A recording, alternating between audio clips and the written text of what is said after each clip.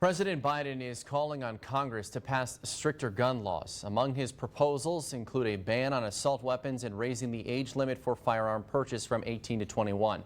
ABC 7's Sarah Correa spoke to local gun experts on their response to the president's address and how his call for action can impact their business. She joins us live in the studio with the details. Sarah.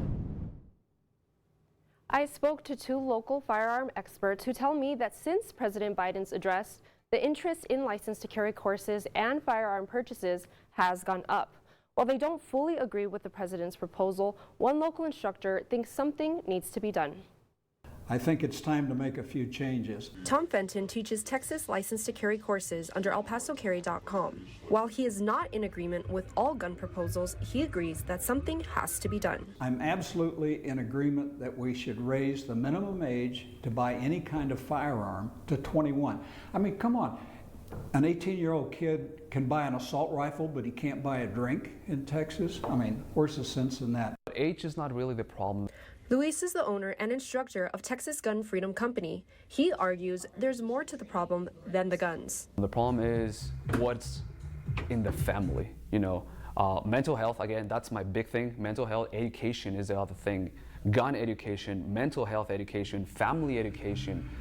Both agree an assault rifle ban isn't the answer. I am absolutely opposed to the president's proposal to ban assault rifles. And there are a lot of legitimate uses for those firearms, personal protection, law enforcement, so on.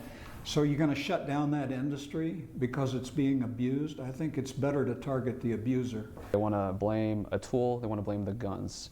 The gun problem that we have is a factor, but it's not the factor. However, Fenton says he supports red flag laws. The thing is, I think we ought to strengthen red flag laws so that if somebody is shown to have a tendency toward some kind of violent act, makes threats or whatever, I think a red flag ought to go up, and then that person needs to be checked and investigated and watched. Luis says he can't support red flag laws until they are defined further by the law. State, local laws, we go through background checks. They will notify me if one of the guns that we sold, if they've been in a crime, which at this point it's been 0. Both gun experts I spoke with today stress gun education as a big factor and believe anyone in possession of a firearm should be trained properly. Sarah Correa, ABC 7. All right, Sarah, thank you.